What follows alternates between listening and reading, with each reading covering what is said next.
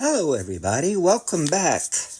Alright, so the painting is intact from where I left off at, and we're going to finish it here. The paint's still very tacky, so here I am. I'm going to change the scene up a little bit here and add in a few interesting things. So what I'm doing is I pre-mixed a green, and I'm just going to go in between these light colors here on this tree and that. Again, the only solvent I used in this painting and most of my other paintings is odorless mineral spirits. You know, I don't use really anything else. Sometimes when you're coming over to do your second painting, one of the overcoats, your first overcoat, it's actually more interesting, more fun, because you can kind of sit back. I mean, you should do this anyways, even in your undercoat. Step back, look at your painting, and think about it for a little bit, come back, and, back and forth kind of thing. And so here with the first overpainting here, I was able to just kind of eye out a few things here and there that I thought I would add. This is more of a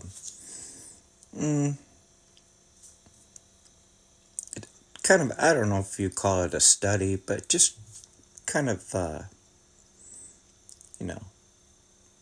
see where it takes me and see what I can do with it, basically. Okay, so adding in some more green there, and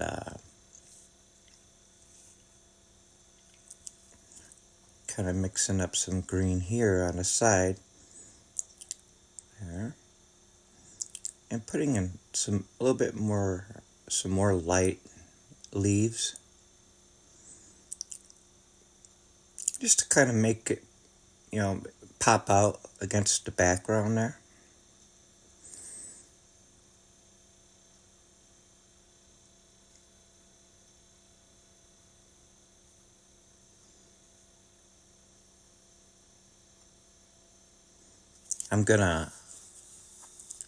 So I decided with this painting here, I just decided I would put in a cabin and a cardinal, the bird, and I'm going to put in a little bit of landmass here. I'm going to switch around some of the colors for that mountainside, the hillside, and even mix the water up a little bit. So here's the raw umber coming back over this branch. It's kind of hanging off. Again, you twirl it and you'll get your more realistic looking branches. I kind of wanted this to be more of a straightforward branch. And that's the nice thing about these rigger brushes, right? I mean, you can just kind of roll them around in your hands, between your fingers, and they'll create their own little branches and stuff like that.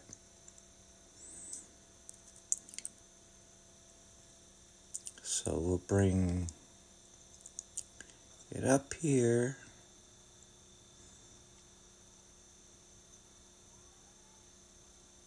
Just kind of do like that there.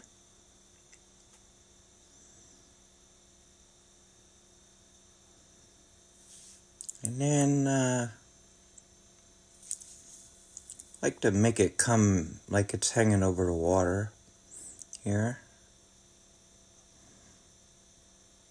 Bring it down a little bit. Okay, so I'm going to change this color up here in this water. Got a little bit of yellow in there, which is a warm color.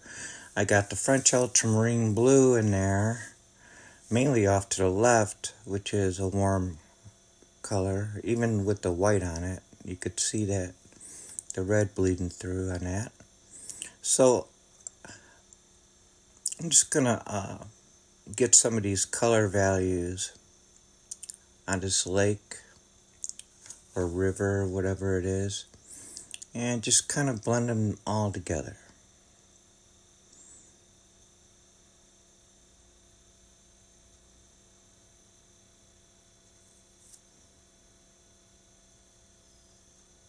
And then I took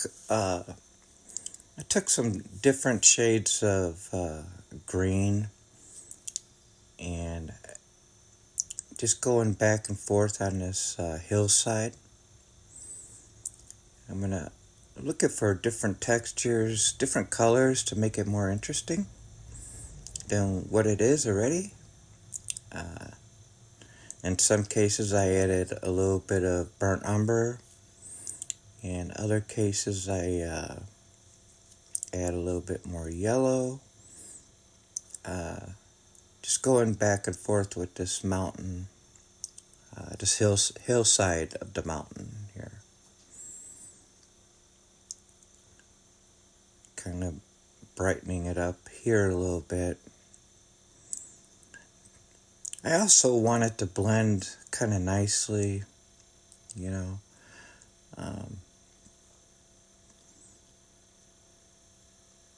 I didn't really take my time with this. I just kind of went with it. This was a 20-minute session here. So now I put a little box in there for the cabin. Now I'm bringing down all of the shoreline, basically dry brush. I'm going to get it into the water there. And we're going to come over here, work with the water on this side of the tree. In between there. Now we're just going to kind of swoop it across to give it more of a natural look. And up here with the sky, I was like, well, I wanted to make the sky a little bit more interesting. So I added a few more colors to the sky. I put a little bit of ultramarine blue on the right side and kind of blended it with some of the white. So, and then we'll just kind of move it around and then basically go in circular motions here.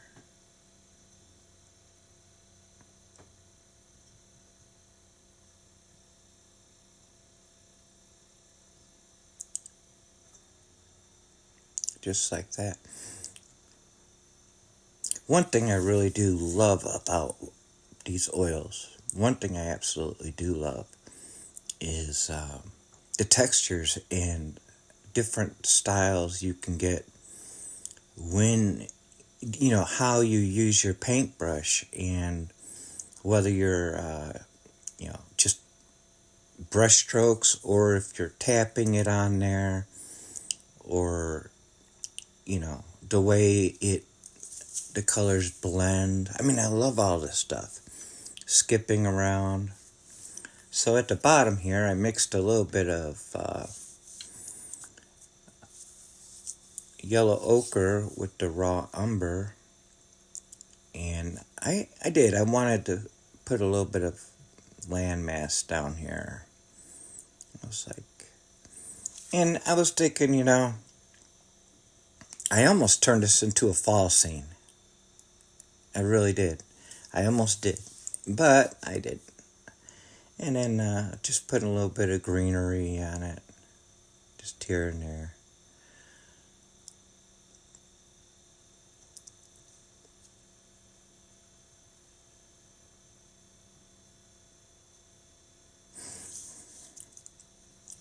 And you'll see where I put the cardinal at here in a minute. How I fix up these. I really appreciate you guys viewing. I really do. I really, I thank you. Every time you come back, it helps my channel grow. And, and every time somebody subscribes, it helps my channel grow. And I am completely thankful for that. Believe me.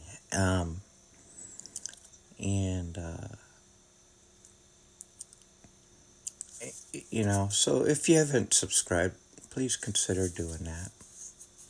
So I'm stippling it with my stipple brush, and I love doing this because you can grab paint that is still tacky and kind of blend it and move it around a little bit here and there without it being so noticeable. Until you get up close and you look at the painting, right?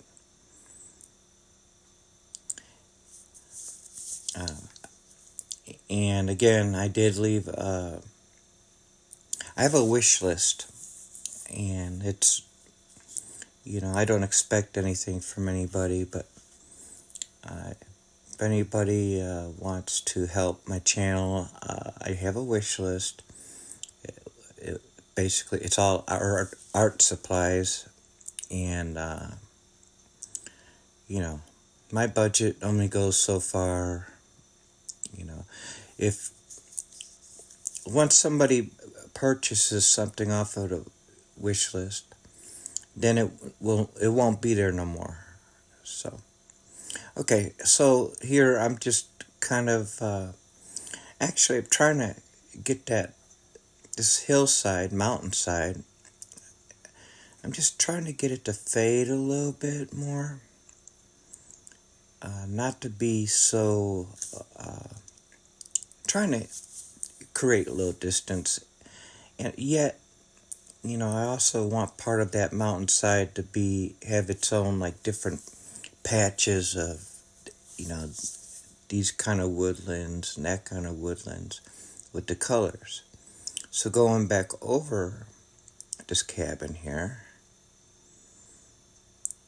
just putting it there, just a box, right?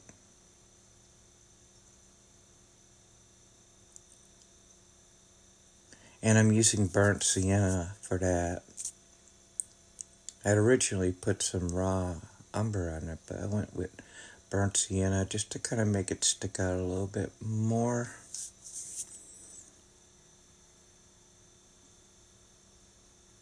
I'm going to put just a little bit of white here, coming off of the edge, almost as if the water's flowing a little bit.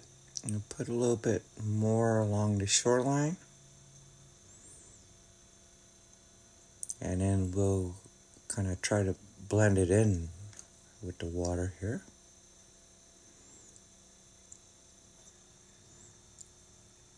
That's a dry brush there. Now, the cardinal. I love birds. So we'll put the little fella right there on top of the tree branch, and we'll let his tail come below the tree branch. And we'll kind of shape his head a little bit and his body. Yeah, good looking bird. Okay, so a little bit more purplish color to blend around. Stippling it again. Stippling this hillside, mountainside.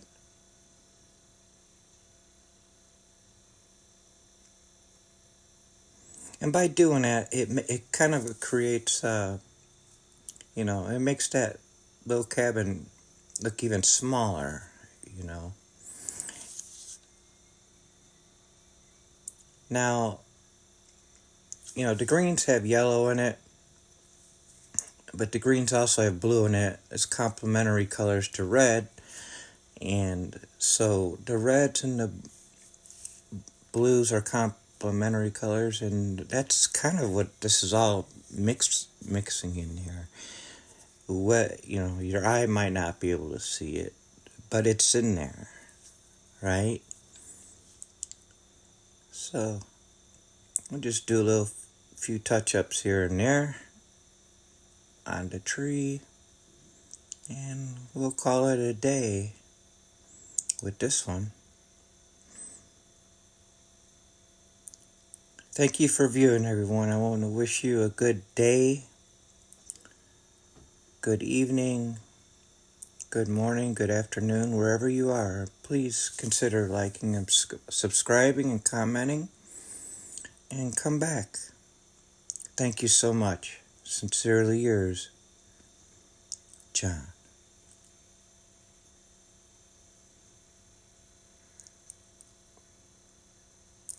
Put a little bit more of the umber over here, just to kind of mix the browns, mix all the colors together.